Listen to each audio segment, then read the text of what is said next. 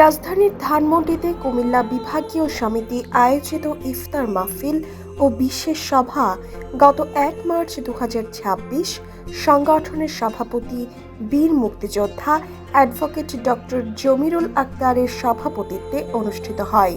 সংগঠনের সাধারণ সম্পাদক জাহাঙ্গীর আলম সরকারের সঞ্চালনায় বক্তব্য রাখেন সংগঠনের উপদেষ্টা দুর্নীতি বিরোধী কমিশনের সমন্বয়ক সারওয়ার ওয়াদুদ চৌধুরী, আবু ইউসুফ রিপন, ইঞ্জিনিয়ার আব্দুস সাত্তার, বিশিষ্ট সাংবাদিক MS দোহা, শফিকুর রহমান, বীর মুক্তিযোদ্ধা MA রাজ্জাক, মুফতি কামরুজ্জামান, ইঞ্জিনিয়ার মনির আহমেদ, সাইফুল ইসলাম, সিরাজুল হক, নূর আহমদ, সাজ্জাদ হোসেন চৌধুরী, আজিজুল হক, মুজিবুর রহমান মাসুদ, আব্দুল হাসান, সাইফুর রহমান, মোবারক হোসেন, আমজাদ হোসেন উজ্জ্বল, শিক্ষা বার্তার সম্পাদক হারু আর রশিদ, মঈনুদ্দিন বুলু, সাংবাদিক জাহাঙ্গীর আলম, আল মাহমুদ ফয়সাল প্রমুখ।